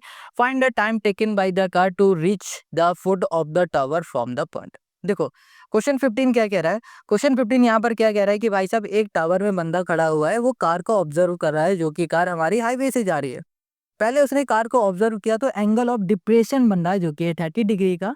6 second बाद car हमारी आगे गई, फिर उसने car को देखा तो angle of depression बन रहा था 60 डिग्री का। ठीक है, तो क्वेश्चन ये कह रहा है कि जब उसने दूसरी बार कार को देखा, उस पॉइंट से लेकर उस जहां पर वो खड़ा है जिस टावर में, वहां तक की डिस्टेंस को कवर करने में उसे कितना टाइम लग रहा है, ये क्वेश्चन हमसे पूछ रहा है। समझ में आ गया आपको क्वेश्चन? अभी समझाते हैं। जैसे कि ये हो गया टावर, ठीक है, जिसमें वो बंदा खड़ा है, ऊपर चढ़ा होगा, यहाँ से ऑब्जर्व कर रहा है। ये हो गया हाईवे। उसने पहले कार को ऑब्जर्व किया, यहाँ पर कार थी, यहाँ से कार आ रही थी, उसने यहाँ पर कार को देखा। तो जब यहाँ पर देखा तब एंगल ऑफ डिप्रेशन बन रहा था कितना, 30 डिग्री का। कितना बन रहा था हमारे पास, 30 डिग्री का। तो यहाँ पर एक हॉरिजेंटल लाइन पहले ड्रॉ करते हैं। एंगल ऑफ डिप्रेशन बन गया 30 डिग्री का। फिर हमारी कार रुकी तो रहेगी नहीं, आगे बढ़ी। 6 सेकंड बाद कार यहाँ पहुंच गई, फिर उसने ऑब्जर्व किया तो एंगल ऑफ डिप्रेशन बन रहा था 60 डिग्री का। कितना बन गया, 60 डिग्री का। तो फिर जब यहाँ पर कार पहुंची, उसके बाद कार को यहाँ पहुंचने में कितना टाइम लगा, यही तो क्वेश्चन पूछ रहा है। टाइम पूछ रहा है, कितना टाइम लगा। तो टाइम हम लोग तभी निकाल पाएंगे जब हमें पता होगा कि हमारी कार किस स्पीड से चल रही है और इन दोनों के बीच की डिस्टेंस क्या है। अगर हमने ये दोनों चीज फाइंड कर ली तो हमें इजिली पता चल जाएगा कितने टाइम में उसने ये कवर किया। कह रहा है the time taken by the car to reach the foot of the tower from the point, इस पॉइंट से यहाँ तक। ये बात क्लियर समझ में आ गई? तो चलो इसकी नेमिंग कर देते हैं, नामकरण करो। ए बी सी, ये हो गया डी। ठीक है, अब क्वेश्चन नंबर 15 पे आ जाओ।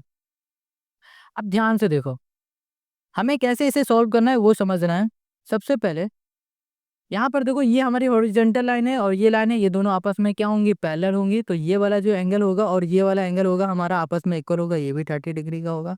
और ये वाला एंगल और ये वाला एंगल ये भी हमारा 30 डिग्री का होगा। क्यों? क्योंकि भैया ये ट्रांसवर्सल लाइन है, तो ये दोनों आपस में इक्वल हो गए। अब सबसे पहले हम लोग आ जाते हैं ट्रायंगल में, in triangle A B C. A B C, ये वाला ट्रायंगल लिया। ए बी सी ट्रायंगल में हमने देखा ये वाला एंगल 60 है और इसके अपोजिट साइड हो जाएगी परपेंडिकुलर, ये हो जाएगी बेस। तो हम लोग 10 वाला फॉर्मूला लगाएंगे। 10 यहाँ पर डायरेक्ट लिख देंगे, 60 इक्वल टू परपेंडिकुलर यानी कि A B upon base. Base हमारे पास कितना है, सी बी, ये हो गया सी बी। 1060 यानी कि हो जाएगा √3 इक्वल टू हो जाएगा हमारे पास ए बी, और ये हो गया हमारे पास सी बी। इसको इधर भेज दो, इसको इधर भेज दो, ये हो गया सी बी इक्वल टू हो गया हमारे पास ए बी अपॉन हो गया हमारे पास √3। इतनी बात क्लियर हो गई। ये हो गई सी बी की वैल्यू कितनी। ठीक है, डिस्टेंस पता चल गया, ए बी अपॉन √3 है। अब इसे छोड़ो, अब इसको पकड़ेंगे तो यहाँ लिखेंगे in triangle, in triangle A D B, ये हो गया। अब इसमें हम लोग क्या करेंगे, ए डी बी में इसमें बोलेंगे कि हमारे पास है 1030 डिग्री, 1030। इसके सामने हो जाएगी हमारी side A B upon D C, ये पूरी अब लेंगे, ये हो गया डी सी। ठीक है, अब इस क्वेश्चन को मोस्ट इंपॉर्टेंट क्वेश्चन बना लेना भाई, इसकी प्रैक्टिस करना, ऐसे ही क्वेश्चन आएंगे, बहुत जरूरी है ये क्वेश्चन आपके लिए। 1030 की वैल्यू होती है 1/√3, यहाँ पर हो गया ए बी। अब देखो डीसी, डीसी को हम लोग क्या लिखेंगे, D O O D B है, सॉरी ना कि डी बी, डी सी, ये डी बी है। ठीक है, डी बी पूरा बेस है ये। डी बी को क्या लिखेंगे, D C plus C B, ये हो गया D C plus C B. इसको इधर भेज दो, इसको इधर भेज दो, तो ये हो गया D C plus C B है ना, सी बी इधर आया। अब देखो सी बी की वैल्यू थी ए बी अपॉन √3, तो हम यहाँ लिखेंगे ए बी अपॉन √3। ठीक है, डी सी की जगह पे हमने ए बी अपॉन √3 कर दिया। अब यहाँ पर है हमारे पास ए बी, उधर जाएगा तो ये हो गया मल्टीप्लाई में √3। ठीक है, ये प्लस के इधर आ जाएगा माइनस का, ये हो गया A B √3 minus A B upon √3, ये हो गया √3। एलसीएम ले लो, यहाँ पर हो गया हमारे पास √3, ये हो गया हमारे पास 3 ए बी इक्वल माइनस हो जाएगा ए बी। यहाँ पर आ जाओ, ये हो जाएगा हमारे पास 2 ए बी और ये हो गया हमारे पास √3, ये हो गया। और यहाँ पर आ जाएगा हमारे पास सिर्फ और सिर्फ डी से। ठीक है, अब देखो डीसी की हमें वैल्यू पता चल गई, इस डीसी की 2 ए बी अपॉन √3 है। क्या है, 2 ए बी अपॉन √3। ठीक है, हमें पता है इस पॉइंट से लेकर इस पॉइंट तक की जो डिस्टेंस कवर करने में टाइम लगा था वो 6 सेकंड लगा था। ये 6 सेकंड हमें पता है कि भैया 6 सेकंड में कवर कर लिया। हमने इसकी डिस्टेंस भी निकाल ली है, डिस्टेंस भी पता है, टाइम भी पता है, हम लोग स्पीड निकाल लेंगे। स्पीड निकालने के लिए फॉर्मूला क्या होगा, डिस्टेंस अपॉन टाइम। क्या होता है, स्पीड का जो फॉर्मूला होगा, स्पीड का जो फॉर्मूला होगा वो होगा डिस्टेंस अपॉन टाइम।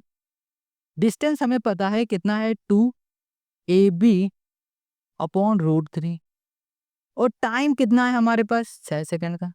ठीक है, इसको अब हम लोग लिखेंगे तो ये हो जाएगा हमारे पास इतना, ab अपॉन, यहाँ पर हो जाएगा हमारे पास 3√3 हो जाएगा।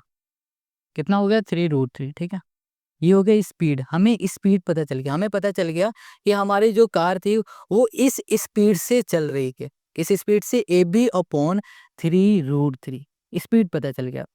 अब देखो हमें क्या बताना था कि इसको कितना टाइम लगा होगा इस डिस्टेंस को कवर करने में। ये क्या है, सीबी की डिस्टेंस थी ab अपॉन √3। अब इस डिस्टेंस को कवर करने में कितना टाइम लगा है, अब हमें टाइम निकालना है। ठीक है, टाइम निकालना है तो टाइम निकालने का फॉर्मूला क्या हो जाएगा, distance upon time, sorry distance upon speed, distance upon ही हो गया हमारे पास स्पीड, यही होगा। तो डिस्टेंस हमें पता है, हमें इन दोनों के बीच का निकालना है, तो इन दोनों के बीच का ही डिस्टेंस लिखेंगे। ए बी हो गया, अपॉन हो गया हमारे पास √3, और अपॉन क्या है, ये स्पीड। स्पीड अभी निकाली कार की क्या थी, ए बी अपॉन 3√3, ये हो जाएगा ए बी अपॉन 3√3।